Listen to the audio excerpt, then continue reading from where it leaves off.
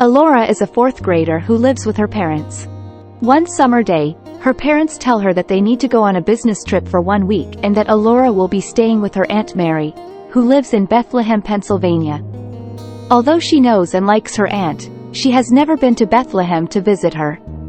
Elora's mother insists that she bring some school books with her, specifically her American history book. It seems that Elora finished last year with a low grade in history, by far her worst grade. Grudgingly, Elora brings the book, which is full of what she feels is boring information about things that happened in the past and that have no bearing to her today. Why must we study such a boring subject? Elora's aunt is so pleased to see her. She warmly greets her and her family on the day they arrive in Bethlehem. Elora's mom reminds her about reading her history book, and she also tells her aunt to make certain that Elora studies her history book. Elora is quite embarrassed when her mom tells her aunt about Elora's lack of proficiency in American history. 3 days into her stay, Elora's aunt has noticed that Elora has never once shown any interest in the history book she brought along. "Elora," Aunt Mary said gently, "weren't you supposed to spend a little time each day reading about American history?" Elora answered, "Yes, but Aunt Mary, you don't understand. It's just that history is so boring. I mean, for goodness sakes, who really cares about things that happened in the dark past? Why does it even matter?" Aunt Mary sighs. "So, your main objection about learning about history is that it is boring and not relevant? Why don't you and I go out for some ice cream?" Elora was surprised.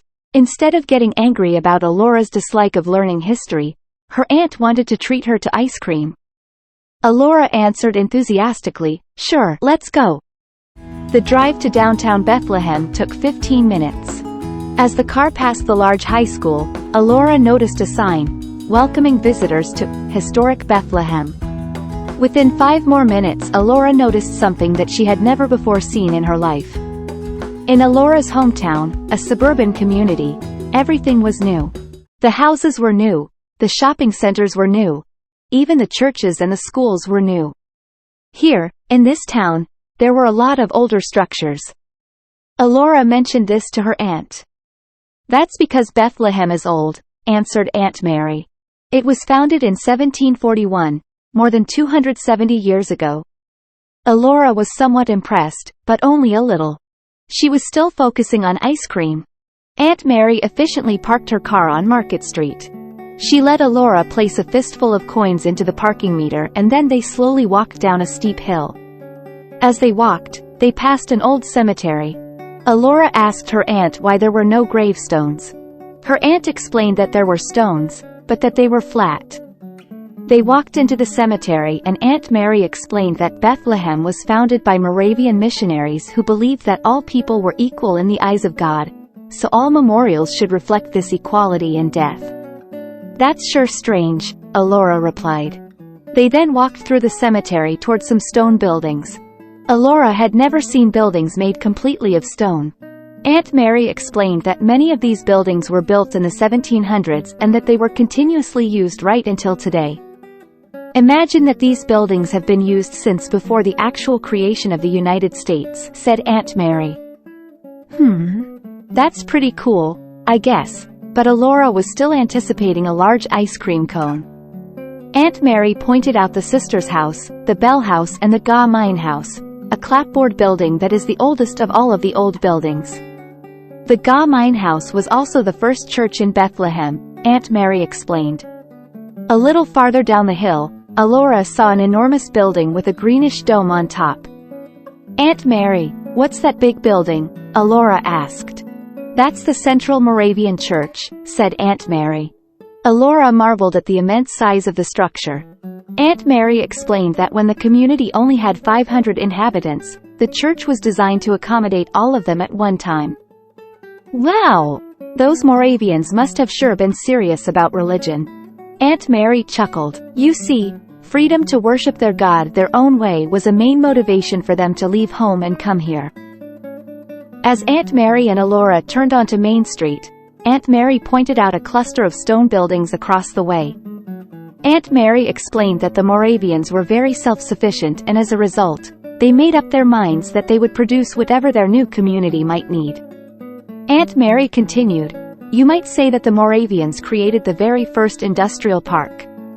They saw a tannery, a place where animal hides were processed for use such as saddles, reins and boots. There was a mill where wheat was manufactured and used to feed their community. And over there is the waterworks. It was the very first pumped water system in the colonies," Aunt Mary proclaimed proudly. Elora found herself growing curious about this place. Soon, she was asking her aunt about the other buildings such as the dye house, the oil mill, the butchery, the spring house and the smithy. Aunt Mary patiently described the purpose of each building.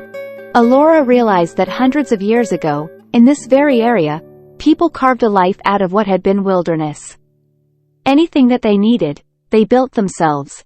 Elora suddenly found herself curious about the Moravians and their little town. Even her craving for an ice cream cone diminished, ever so slightly.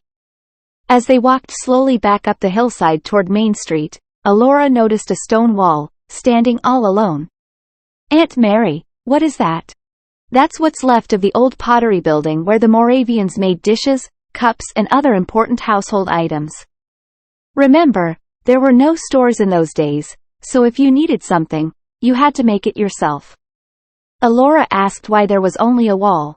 "Why don't they just rebuild the pottery?" "Because it costs money and because not enough people care enough to want to rebuild it." "Why don't they care, Aunt Mary?" asked a now curious Elora. Aunt Mary took a moment then said, "Because not enough people care about history. I suppose they feel that history is too boring and uninteresting to waste any time or money on." Elora became very quiet. Aunt Mary took Elora's hand as they crossed the busy Main Street. They stopped at an ice cream store and Elora enjoyed her great big ice cream cone with extra sprinkles. "Aunt Mary? Do you mean to tell me that historic Bethlehem looks so nice today because people care about it?" "That's a big part of it, Elora," Aunt Mary replied. "You see, all of these historical sites remain today only because many generations of citizens took the time to learn about their local history and appreciate it. And one way to show that appreciation is to help keep the history alive and hand it down to the next generation. That's us, right?" "Actually, Elora, that's you, and people your age," Aunt Mary answered. Aunt Mary asked Elora if she was ready to return home. Elora asked if they could spend a little more time on Main Street. As they continued their tour, Aunt Mary pointed out the historic Sun Inn and explained how this building had been saved by a lady who knew and understood the significance of the old inn. Thanks to this person, the handsome stone inn with the red-tiled roof was saved from demolition and today is a very important part of the town. "I guess that lady sure took her history seriously," Elora said. Elora and her aunt spent the remainder of the afternoon weaving from one side of Main Street to the other, Elora asking questions and her aunt doing her best to answer her. When it came time to leave, Elora asked whether they could walk up Church Street again, past all of the really old buildings. When they returned to Aunt Mary's house, Elora thanked her aunt for the tour and the ice cream treat. Elora ran to the front door and once inside, raced up the stairs to her room. Elora opened her American history book and began to read it. And suddenly, history didn't seem as boring as it once did to Elora.